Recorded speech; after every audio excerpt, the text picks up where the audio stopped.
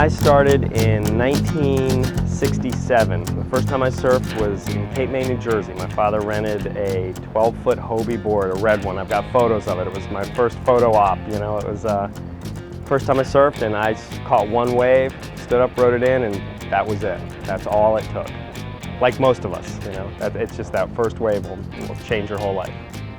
In 1969, I lived on 4th Street, and I didn't work that summer. And then when we bought this house, I ended up running beach stands. I worked for Bryon Davis one year, and then I got a job bussing tables down at A1 Crab Haven on Somerset Street. That was one of my first jobs, and from there it just went. You know, worked at Bayside Marina, worked in restaurants, had beach stands quite a bit, and just whatever I could do to surf. You know, that was the whole goal. Bryon Davis lived on 8th Street, Pilot House. Gave me one of my first jobs as a beach stand operator. I had 8th and 9th Street, you know, a couple different years. It was great. Surfed every morning, then opened up the beach stand. The house that I live in and the shop is contained in was originally built by the Beachams in around 1945, right after the war, and then was purchased by the Fultons. And then my father bought it in about 1971. I lived here off and on. I grew up in Potomac, and I lived here every summer, and then I went to college in San Diego, so then for the winters I went out there. In 1978 I moved to San Diego. I opened the shop in Potomac in late 1986. It was after college. I was going back and forth to California. I was doing my master's. I actually was working at NIH doing biological research, and just knew that that wasn't for me. So I tried to actually put the store here first and could not get zoning. So in the meantime I said, well, let's open up somewhere. So we opened in Potomac. Which was an unusual place, you know. That was in the day of Sunshine House and all that. So it was a different place, but it was a way to start, you know, get some brands and get some experience. And in the meantime, we would just kind of work on the zoning here. And it was supposed to take 2 years, it ended up taking 6. So we moved down here in 1993. Same name. Scott Harrington did all my original artwork, my logos, and just kind of went from there. It was a great time and met a lot of nice people. Did a lot of business with the embassies, you know, a lot of traveling surfers, so we kind of met a lot of interesting people. In the business sense, one thing I've seen is we're being inundated with new product, almost to the point of confusing the consumer. There's so much out there now, and there's so many different options that, you know, people don't know how to make an intelligent choice sometimes because they're confused by what they read. And everybody has a different opinion. I myself, I love fiberglass. I'm a hand-shaped, you know, old school fiberglass board, short or long. Some people love the new surf tech technology, and now there's this Chinese inundation, you know, or product coming in town.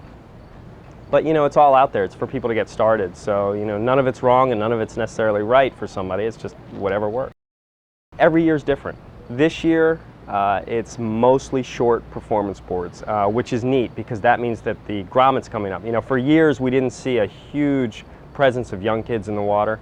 There was a group, you know, maybe 15 years ago, and then it started thinning out, and now there are so many kids starting. It's great. It kind of puts the joy back in it. It's great for me. I love it, and that's why I do it. You know, with the business, it's hard. I definitely give up some water time to make sure some things are being done right. So it used to a little more than now. Being in Ocean City, it's such a intense, short period of business. So for 3 months, you know, I do see my kids a lot. You know, we spend a lot of time together, but it's bits and pieces. You know, I don't really get a day off in the summer. I take one day off my son's birthday. You know, it falls right in the middle of summer. I take that day off, and that's really about it. Other than that, you know, it is what it is. It's what we chose to do, and we do it with you know, with a lot of love.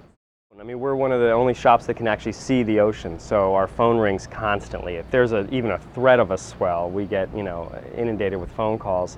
And then that's kind of parlayed into one of the local radio stations, 98.1, has asked us to do a morning report. We do a 6:30 live report every morning on the radio. It's worked out great. You know, a lot of it's the rapport with the DJs. You know, we know, you know, Billy Todd's one of the DJs and Bulldog, and it's just turned into a really fun thing, and I do it more just because I enjoy doing it. You know, we're on the radio for about a half an hour every morning, so it's a very enjoyable thing. Oh, I think surfing's changed completely with, you know, communications and the internet and cell phones. I mean, it used to be where you had to get up and check the wave, and then you relied on a friend maybe going home and calling you and waking you up. You know, now with cell phones and the internet, people are checking the waves constantly. They're, you know, they're in communications with their friends. They're checking, you know, worldwide surf reports. So I think the information out there is just incredible compared to what it used to be, making some surfers lazy.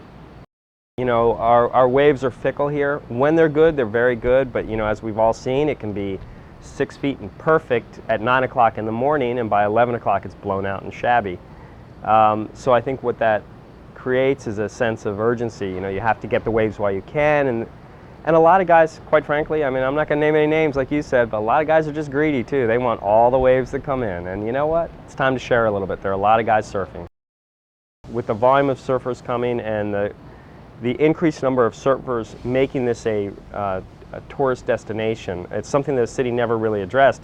They always felt that the surfers were kind of a fringe element, and that the tourists coming really just wanted to sit on the beach or maybe, you know, dig in the sand, but that's not the case anymore. People are actually coming here, renting hotel rooms in order to surf. So I think the city will kind of take that view into consideration and say, you know what, maybe it's time to expand. I think for safety reasons, we need larger beaches and a lot more of them. And my contention has always been that a young kid should be able to walk to a surf beach, you know, at any point. They are not allowed to take their surfboards on buses. So I think for a kid to surf, he should be able to walk to a beach from wherever he lives in town. I surf mostly right here in front of the shop, and this is a tremendous beach. It's friendly, it's a lot of fun. A lot of different people come here, but it's usually a very casual atmosphere. I don't surf the inlet really, and I know that's a very intense spot to surf. I'm in my little bubble here.